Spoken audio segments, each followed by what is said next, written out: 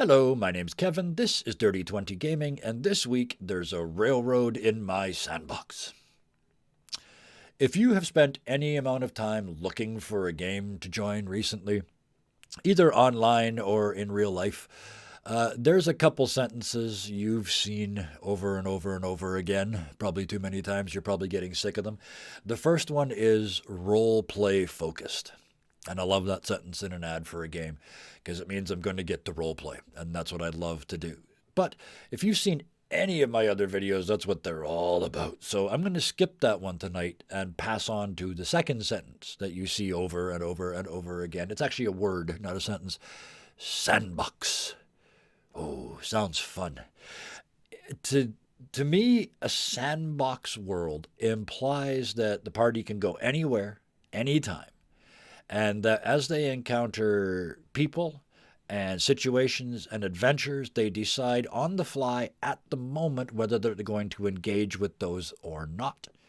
And the results of what happens partially depends on their decisions, but partially depends on the things that were going to happen whether they were there or not. These are big three-dimensional worlds where stuff happens even behind the scenes. Stuff happens that the party may never even know about because it's half a continent away.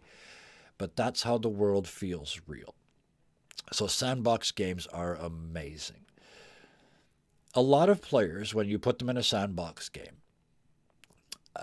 rebel a little bit if you try to give them direction.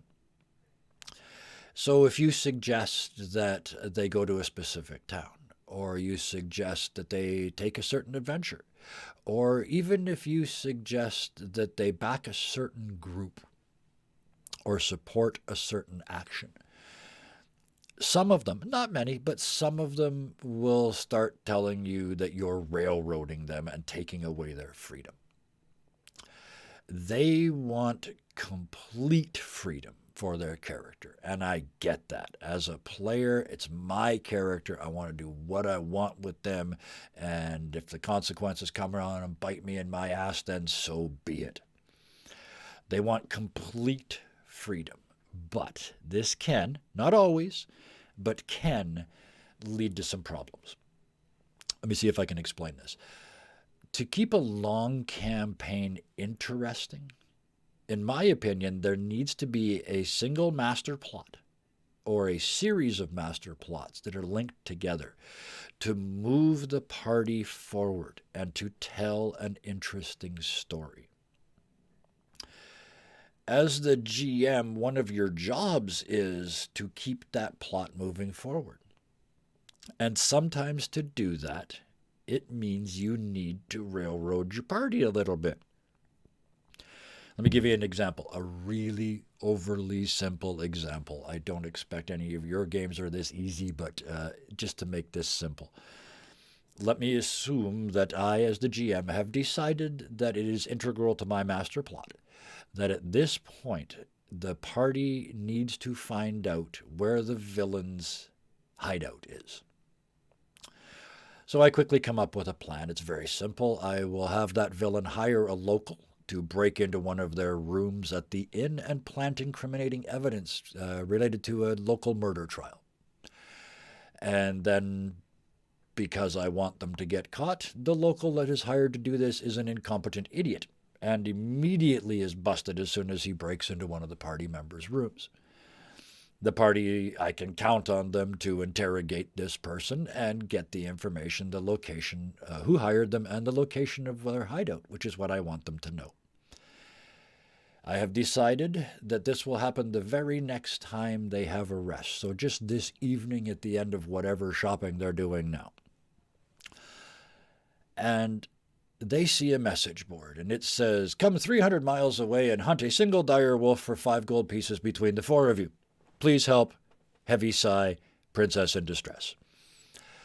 And for some unknowable reason, they go. They pack up their stuff and boosh, out of town, gone.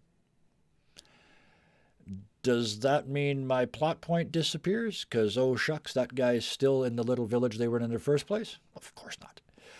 All it means is I have to move that plot point. So I decide now that it will happen their first night on the road. As they camp beside the road in the middle of the night, they'll see this incompetent fool trying to sneak into their camp. They will find him, they will question him, they will find out the information, and the plot will move on as planned. Or I might wait until they get to this little village that they're going to save and have this incompetent idiot show up there after having followed them for 3 days and never seeing an opportunity. One way or the other, my point is the interaction still happens. No matter where the party goes, within reason, and no matter what the party does, within reason. I mean, they could always kill my messenger, but within reason, no matter where they go and what they do, this plot point is going to occur. So am I railroading my players by doing that? Yeah, a little bit. Is it still a true sandbox world? Yeah, quite a bit. There's a railroad in all my sandbox worlds, and that railroad is magical. No matter where the party goes, and no matter what the party does, there's going to be a plot, and it's going to move along, and they're going to uncover it in a certain order. Does this mean that the players have no agency and that their freedom is completely illusory? A little bit, maybe. They can go anywhere and they can do anything, so they're completely free. But they're going to encounter certain things when I want them to and how I want them to. This does not mean that the story is already written or that the party has no meaningful input.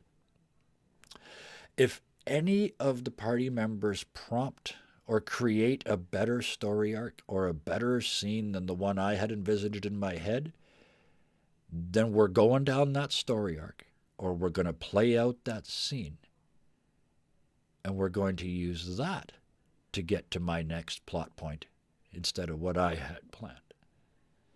But we're going to get to that next plot point.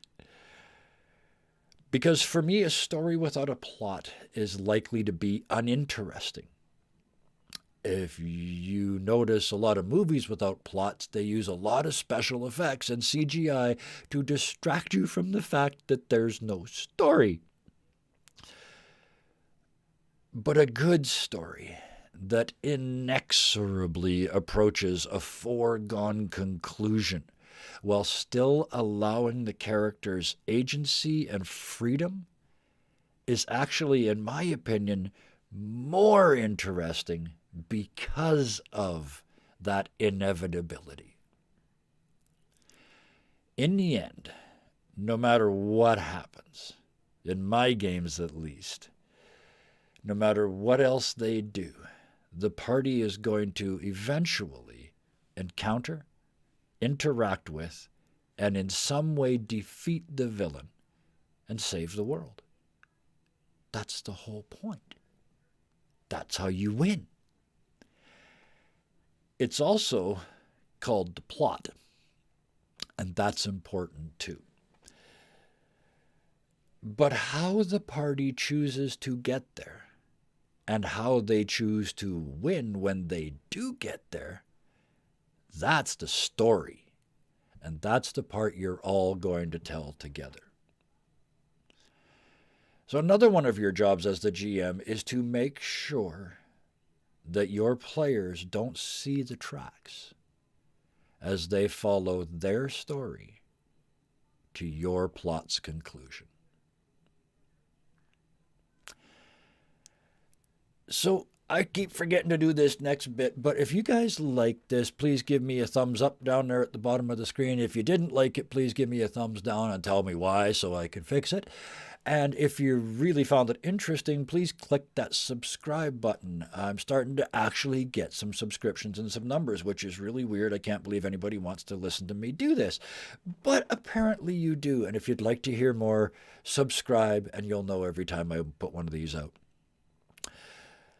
Other than that, as always, until next time, game creatively. Bye.